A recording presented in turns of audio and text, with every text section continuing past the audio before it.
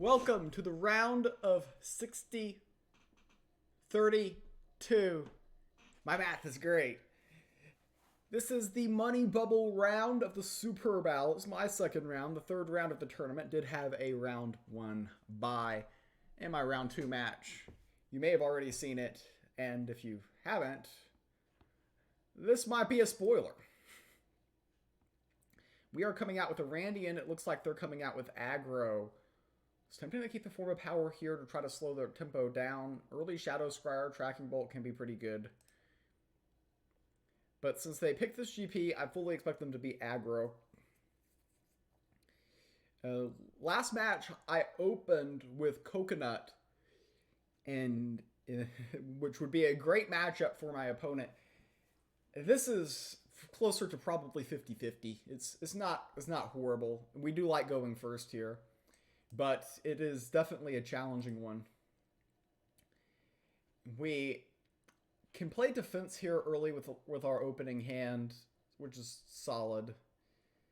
And probably Volka's captain. Okay, Valkyrie. And they have a buff to go aside it. Here, this can kind of chip away at this minion, which is kind of annoying. Pyrrhic, not super excited about. I'm going to go ahead and keep back my resources. We know they're going to attack here. Depending on what they do, we might tracking and form next turn. The name of the game is living to demo, and then that's kind of an important factor. I mean, they probably do this attack. It's just super easy for them to do. We can still tracking here, and then depending on what else they do, we might be okay. Okay, so this is going to hit here. This gets the buff. Is what it is.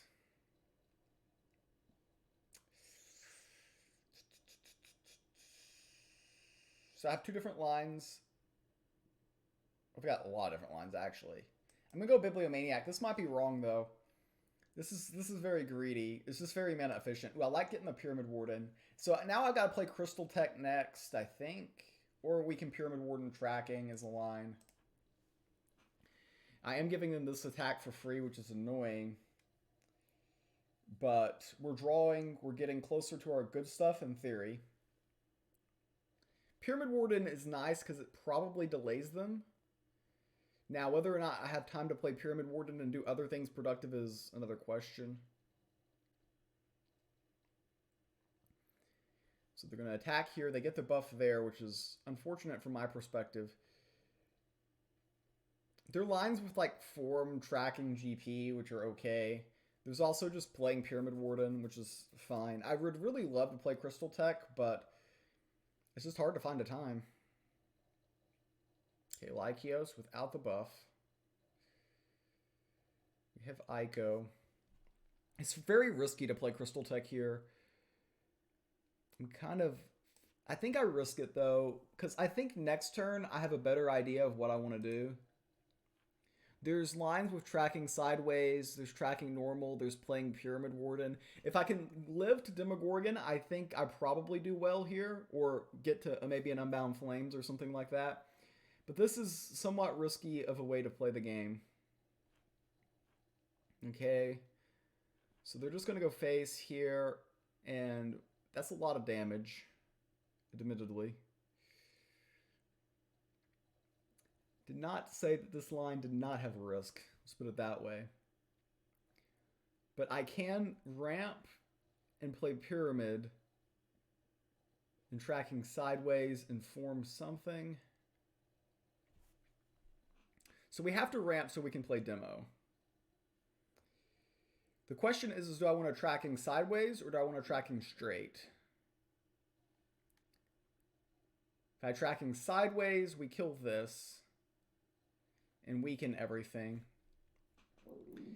I can do this and then get form in. I like the form line with this and this, though. If I'm going to do that, I should draw first. But we're planning on Pyramid, Crystal Tech form here. Double Pyramid might be better. No, we have to play Crystal Tech here by law. Oh, I screwed this game up. I've completely punted because there's Volka's Discovery in the Sanctum. This is just a lack of alertness by me, but Valka's Discovery being in the Sanctum means this line's horrendous. Yeah, instead of playing this, I should have chipped there. That being said, if Demo hits here or here, it's kind of okay. And we might be setting up a tracking sideways. If we could have top decked into an Unbound, that would have been big. Yeah, this line was probably incorrect. Because of the Valka's Discovery in the Sanctum is very problematic. The Demogorgon's less effective. So yeah, that Valkyrie got a lot of value this game. And it might be coming right back. Okay, Axewoman. Probably GP hit here. And then they go face for 9. With Valka's Discovery in the Sanctum, they get something back from the prize vault. And it is Valkyrie.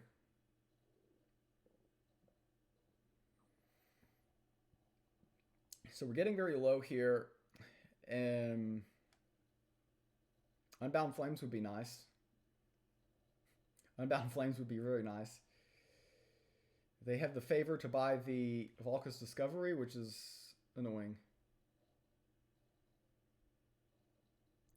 A second demo, and I think we just die here. If we hit here, we gain 3. They Valkas.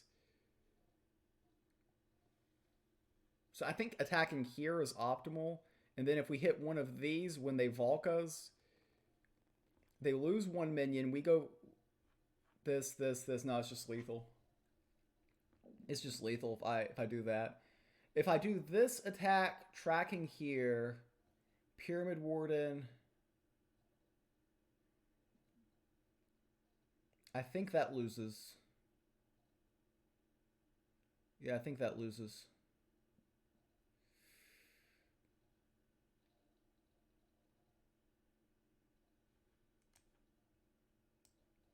I mean, I'll play it out here, but I don't think that this works. Pyramid Warden. They just buff. I mean, maybe they'll do it. Maybe they'll misstep here or something. I don't know. I should have led with that probably, but I don't think there was anything I could have gotten that would have made this interesting. The Valkas in the Sanctum messed up my entire line though with the Demogorgon idea, and I should have been more alert to that. Just wasn't paying attention. It was a pretty big mistake. That being said, I'm not sure if I had an alternative line. It's just the Valkas appearing there was just pretty much game. This gives everything flank, and that will be lethal, and we'll fall down 1-0. We lost game number 1, unable to find Unbound Flames at the key moments of that game. Now we're coming back. We're switching it up a little bit and going with some Control War. And they're playing light, which could be really either direction. But I'm going to assume it's aggro light. I do like Wolf Cult in this matchup. Grand Hall's some merit as well. I don't think it's an opening draw keep, though. You could argue it is. Could definitely argue for it. Could argue pipping out Encumbered Looter, but I think this on 2... kind of hidden, because if we play this, then they're not going to give us anything of value to do with this. So I kind of like playing it on 2, just because we're pipping on here. Now I wish I did. Now I wish I would led with it. All right, we'll just do this. This is fine. This is annoying though, for sure. For sure. There's lines where we play Wolf Cult next turn. There's lines where we don't. That was very descriptive, I know. But depends on what they do. They're buffing this minion. So I think Wolf Cult makes sense here. We hit here, here. This chips here. So that's ideal. I could hit here, here, with the idea of Blade next turn. With this hitting here, I think that has some logic to it. So this trades here. I think this makes sense because we have Blade and the other target had Ward, and Ward is tricky. The bad thing about this line is I do take 1 extra damage if I decide to go the Imp route, but it gives me the option of playing Blade. Alright, we'll play Blade for the draw. I know they can peel here, but then we've got Imp behind. So we could do like Imp Odie, and then maybe set up Soul Survivor.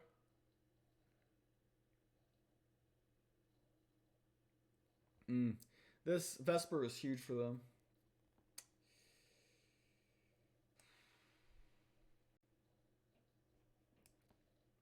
Alright.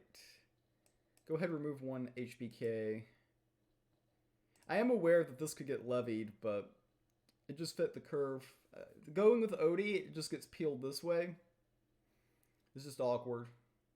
This way, I'm more likely to have a minion stick for Soul Survivor if it goes to the Void, but it doesn't. Knew that was going to be a risk for sure. Now, the tricky thing is if we can't stick a minion for Soul Survivor, we just lose. I mean, we might have to do... Yeah, we need to draw something productive here. There's no other way around it. Ico is not productive here. It costs the most mana is why I'm playing it, but it just gets peeled in a variety of different ways. There's no way we can stick a minion for Soul Survivor unless we top deck a 1-cost thing. And even then, this is very bleak. The double HBK was huge for them. I thought this would be a good matchup for us and thought we had a decent starting hand, but we've kind of clunked out here. And this Extortionist, of course, was very well timed as well. If I could stick a minion for Soul Survivor, I have a chance. But realistically, that's difficult. Chaining is probably lethal here. Yeah, they give the weakest +2 and everything else +1 is lethal. And just like that, we're going to be down 2-0. And this might be a very quick match. Yeah, it's just lethal. That is just lethal. They're getting their extra screen time.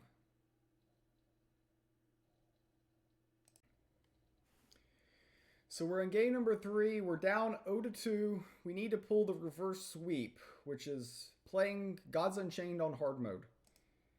And they're coming out with a Deception, and it looks like it's aggro Deception. We definitely want to keep the Tracking Bolt in hand for sure. Blade is difficult to get value out of this matchup. Love the Pyramid Warden. Demetrios is a 50-50. I'm going to go for it for now, because we can play it on 1 going second, and it makes sense. But they're coming out. Having the Tracking Bolt's good, because if they have Cat with Knife, we have an answer. So they have Cat.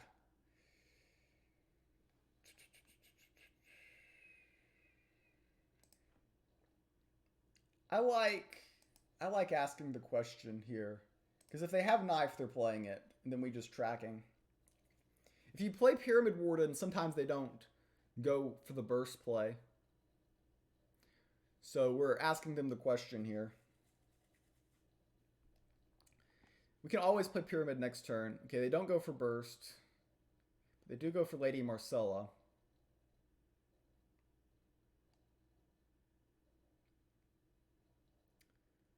So final draft. We pretty much have to play tracking here. The reason being is the Valka's in the Sanctum, we want to compete for it. And we can't play Pyramid on that board. We could have played Final Draft and then tracking the following, but then we're giving up a ton of favor, which is just kind of unpleasant. Cutthroat, they get their choice. Be interesting to see which way they go. They could go Final Draft to kill this, or they could take Demogorgon. knowing that they don't have to worry about Demogorgon.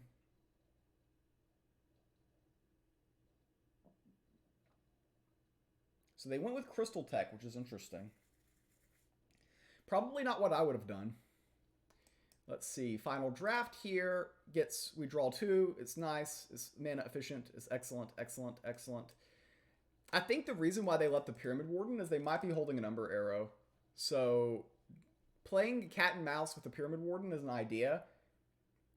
Meanwhile, we can get the favor to potentially pick up the Valka's Discovery. So I just have a gut feeling they're holding Umber here. We can keep that.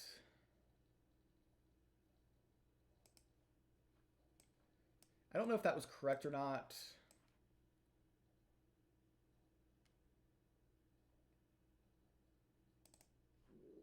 But see, the thing is, if I play Pyramid Warden, they're just ripping it with Rogue Skulker. And they're ripping with Umber and just getting too much value. You have to be very careful with these deadlies in this matchup. They can be very strong weapons for our opponent here. So the Valka's Discovery and the Sanctum can be of use for us. Right now, I really do think they have Umber Arrow. Because they didn't take the Pyramid Warden. Taking Crystal Tech was very interesting. They obviously worried about us ramping. But I think we probably can get to the Valka's Discovery, and that's big. It just felt very bad floating mana against Hidden Rush, but I think that it had merit. It had merit.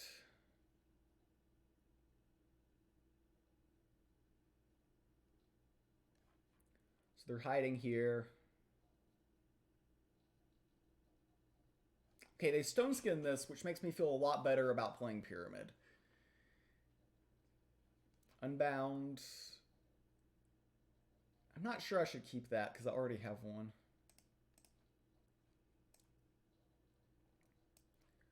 So we get the attack in, we get the Valkas, and that's big. And the main idea here is they can't Umber into Pyramid. Because they stone skinned the deadly.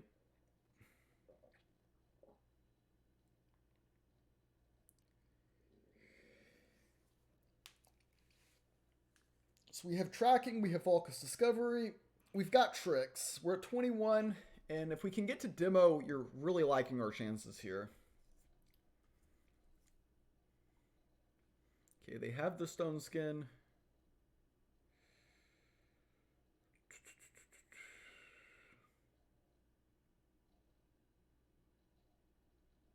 Cutthroat again, so they're going to take Valka's Discovery, obviously, I think, here. Yeah. That's very reasonable. Warm Breath we don't need. This is definitely a tracking bolt play. Pretty easy decision this turn.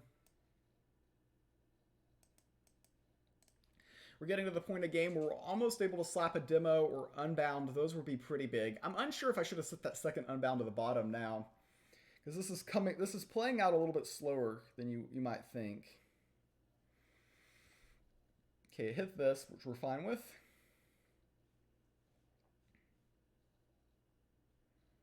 Lay Horde. Lay Horde when we're drawing cards isn't very bad. But I did get 2 4Cs, so maybe I should have gotten more greedy. So gonna go ahead, put a board up there, draw some cards. These go face. So we have the option between Demogorgon and Unbound next turn, which we're feeling very good. Feeling very good about those options.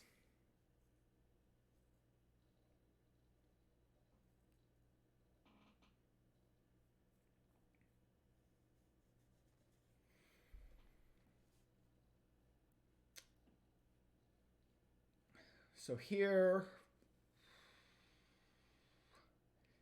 they're going to hide probably Assassin's Aim here, maybe?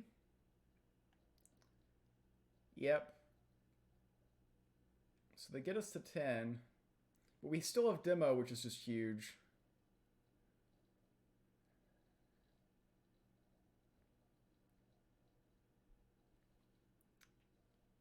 Don't really need the crystal tech at this stage. They hoard makes sense.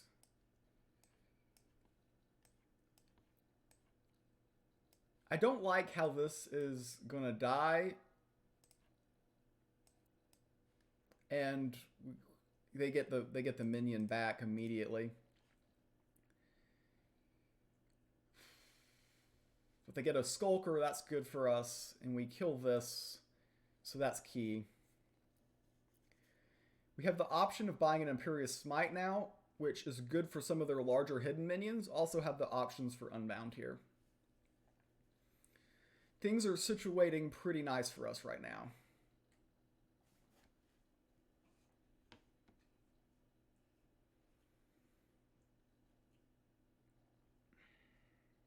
So they need a little bit of health here, a little bit of burst.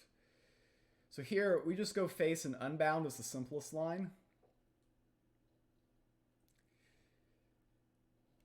Don't need that. So face, face, face, face. We can just do Worm Breath plus Lay Horde. That's lethal. All right. So we are down 1 game now. So we're down 1 game to 2.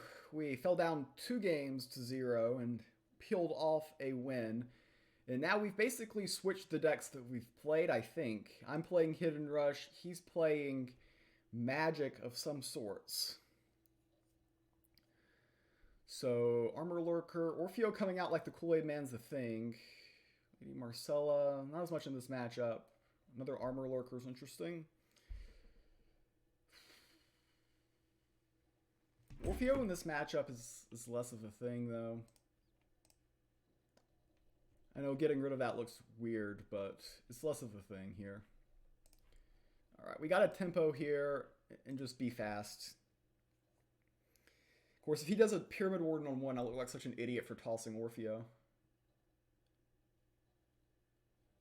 Okay, Shadow Scryer. Get a cat. I'm just going to go face and ignore this for now. I think our strategy is pretty simple. Face is the place. I know that they probably peeled this with a removal spell, but that's fine.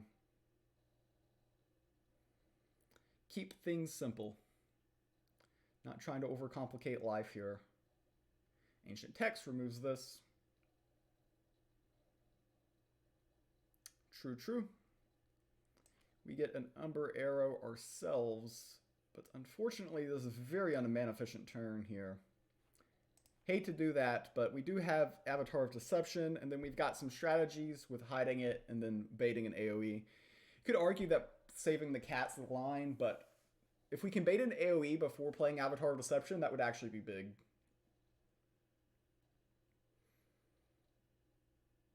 Oh, yeah, we baited the tracking, so that's good. Oh, wait, no, we baited the tracking, and the cat still lives. Interesting. Interesting. So here, mana efficient play. Orfeo comes out like the Kool-Aid Man, regardless of how I feel about him. My guess is, since they tracking, they probably have another AoE, and unfortunately we're running out of steam here very quickly. Very, very quickly here. So they have the second tracking, which isn't a shocker. Not super shocking there. They get the first pick in the Sanctum. Probably going to pick the Ruin and Delve. And then we got to hope they do not get another AoE. It'd be interesting if he runs Shape Blast or not, because that would be the next big thing that you would worry about from my perspective. Okay, Lady Marcella. So our plan here is pretty simple. Assassin's Aim, go all in. If they've got Shape Blast, they just win the match. It's just that simple. Just got to play like they don't have it. They can Pyrrhic into tracking, but we still get one more attack out of this, in theory. Unless they do double Pyrrhic. So the question is, do they have Shape Blast? Which would be very problematic for me. If they don't have it, we might be okay here. If they play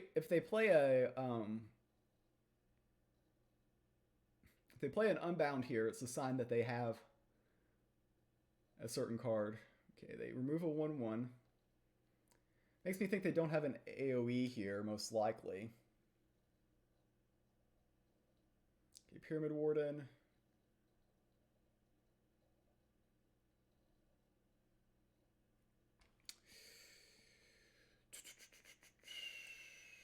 So my line here is incredibly simple. We're going to steal this, go face. And we're going to hide here. Might should have hid here, actually, because it's harder to kill. I'm going to leave the Sanctum as is. There's some logic into buying the Swashbuckler, but we'll leave it for now. We are threatening to hide the Pyramid Warden and go face. They are digging for cards here, which is not a great sign for them. Pip for 3. Another card drawn.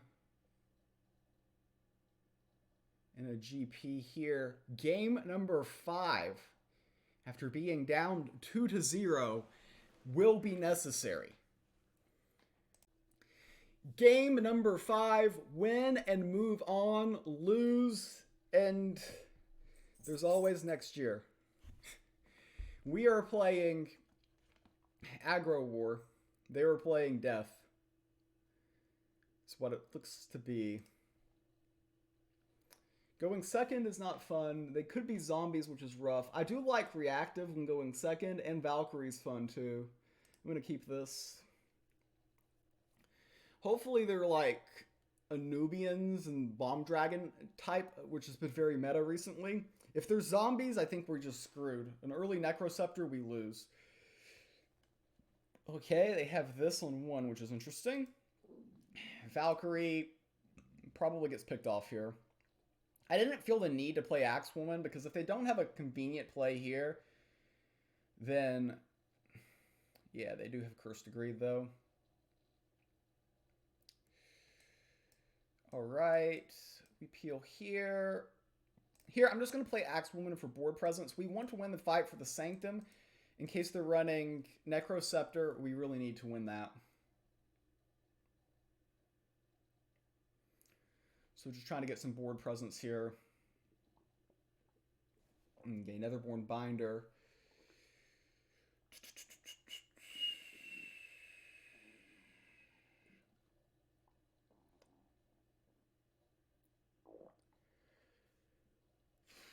I can play this, hit here. A lot of options this turn. I think the simplest is this.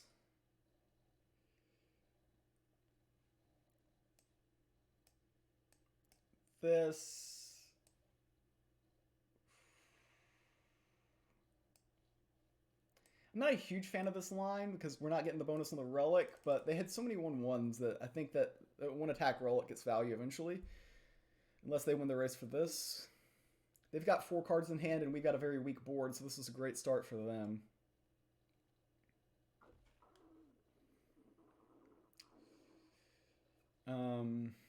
But we do have a board, which is something, I guess.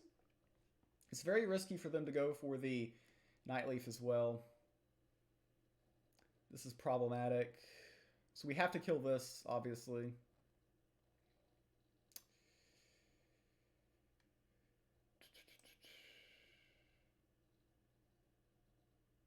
No option here but to kill that. I think the line is raid here.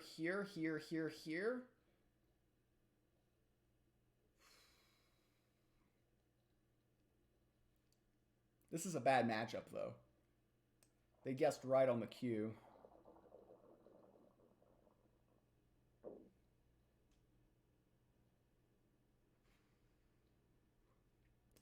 Wait, if I raid here, here, here, here, here... This...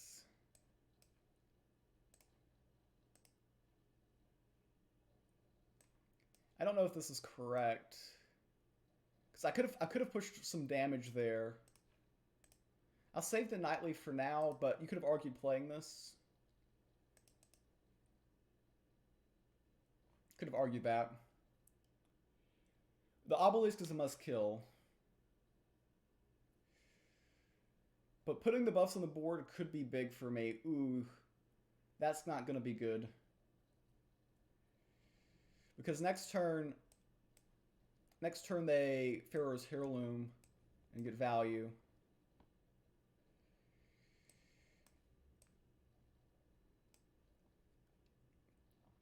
We go face. I think we keep back the Nightly for now. Or do I play it? Honestly, I think I play it. I just have to tempo here. I just have to tempo. I think we're losing this game. But they Pharaohs, they kill the Vanguard. I guess they could Pharaoh. Well, they can't Pharaohs and Necro this turn. But we're out of cards and they have 5 in hand. It's very unoptimistic for us. The Leechy Zombies are very tough for us as well. We have probably the Hoplites our next Sanctum buy.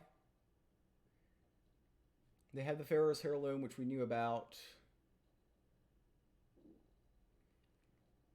They did exactly what I thought they would do. The Blight Bomb kills this. Yeah, maybe rushing this out was bad, because if they get Necroscepter and stick it, it's very annoying.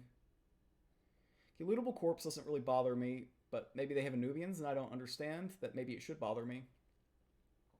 Alright. Peel their minion. Don't know if that's right or not. Maybe it limits their options. This, and I'm just going to play the...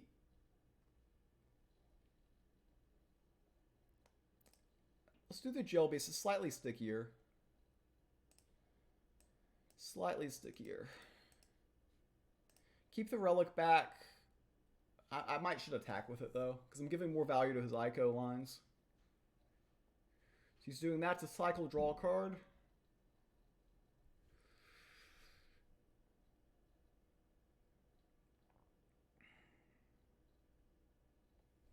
If he has a Necroscepter, I think we just lose. So that's very annoying. Very, very annoying. Because I did give up the Nightleaf a little bit early there. Got anxious. They have it. So we just have to go face and hope we get there.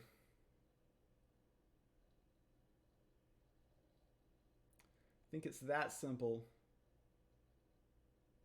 Imp.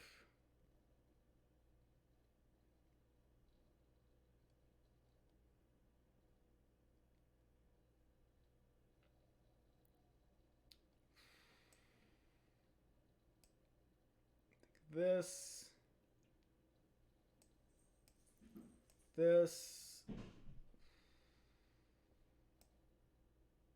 Maybe this makes sense. No, Wicked Fae, right? Let's just even the distribution here.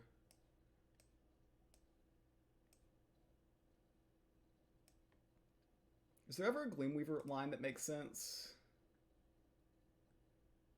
Pharaoh's Heirloom. They're just zombies, though. They're not really... I don't think that they are true Anubians here, so we just got to go for it here. We got to go all in. We got to go all in here. If they survive this initial rush, they win because Necroscepter just beats us. So we just have to push for it.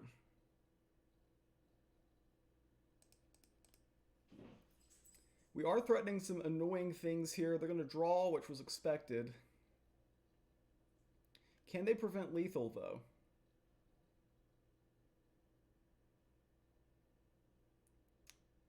They need to kill 2 minions here. This and one other most likely. Or gain health. Ooh, Bifurcating Curse. Wow, did they just top deck that?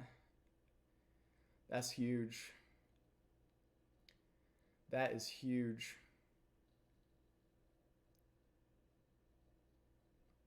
That's interesting as well.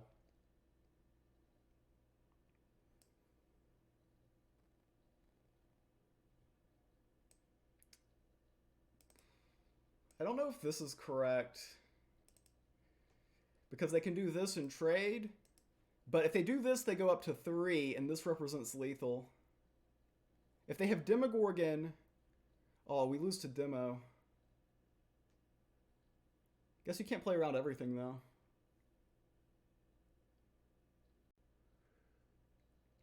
Yeah, if they have Demo, they win. Unless we top deck Goblet's Imp. Perseverance. Ooh, Perseverance lets them survive as well. But I'm glad I GP'd last turn. I have outs. Slaymaster Valka's an out. Other outs exist, I'm sure. Incoming Raid is not an out.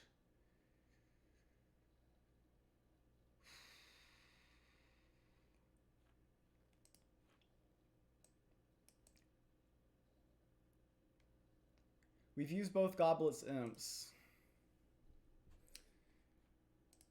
This is the last Blade of Sticks. Warmonger Smith was an out.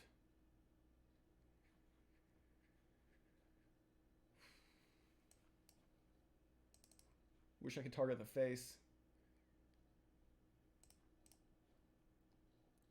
I think we do this, and the sole reason is that next turn we can get lucky and top deck an out.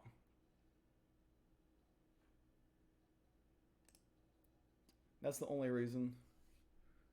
But no Goblet's Imp. Like, we have to hit Slaymaster and we have to get lucky on Slaymaster. It's a really bad situation. It's a really bad situation.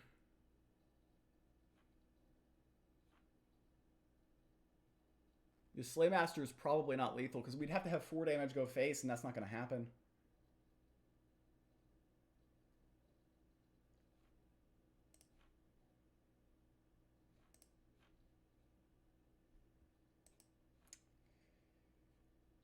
Yep, that's game. We just lose. 1 point short, and that's going to be the story of Muse's Superb Owl.